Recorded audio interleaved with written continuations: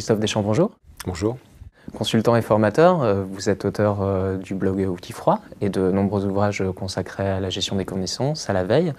Et dernière en date, la boîte à outils de l'intelligence économique, sortie fin 2011. À qui s'adresse cette boîte à outils? Cette boîte à outils, en premier lieu, s'adresse à toute personne qui a envie d'en savoir un peu plus, évidemment, sur l'intelligence économique et notamment qui veut faire la distinction entre l'intelligence économique et le fantasme de l'espionnage qui est toujours mis en avant quand on parle d'intelligence économique.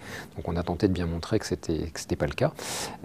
Deuxièmement, elle s'adresse aux professionnels, bien sûr, qui veulent confronter leurs pratiques avec ce qui se fait dans les entreprises et la matière qui a constitué cet ouvrage.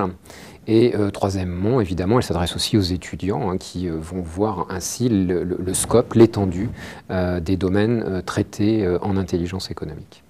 De la jet de biais cognitifs en passant par l'influence, n'est-ce pas une conception très large de l'intelligence économique? C'est la conception de départ, c'est-à-dire dès le rapport Martre en 1994, l'intelligence économique était déjà considérée comme une matière incluant de très nombreuses autres matières, méthodes, outils, et ça a toujours été une matière, une chimère, c'est-à-dire quelque chose de constitué de plusieurs éléments qui s'imbriquent et qu'on tente de faire fonctionner ensemble. Donc c'est pas quelque chose de nouveau.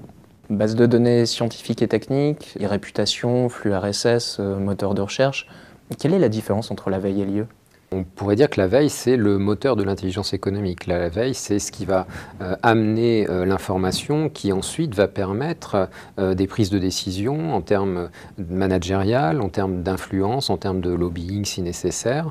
Donc c'est bien la matière première, l'information, et la veille qui permet de la capter. Donc c'est bien la matière première qui va permettre d'alimenter tout le reste du processus intelligence économique, la gestion des connaissances, le KM, venant aider à capitaliser cette information et à l'enrichir.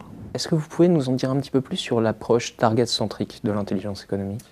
Alors oui, l'approche target-centrique, c'est une approche qui a été mise au point par Robert Clark, qui est un ancien analyste de la CIA, qui s'est aperçu que le cycle du renseignement classique péchait par un certain nombre de manques et qui a décidé de proposer une approche par projet. C'est-à-dire que plutôt que de faire un cycle très linéaire, il a fait en sorte que toutes les parties prenantes puissent collaborer, que ce soit le veilleur, que ce soit les analystes ou les experts qui vont aider à analyser l'information, et que ce soit bien sûr les décideurs, ceux qui ont besoin de cette information.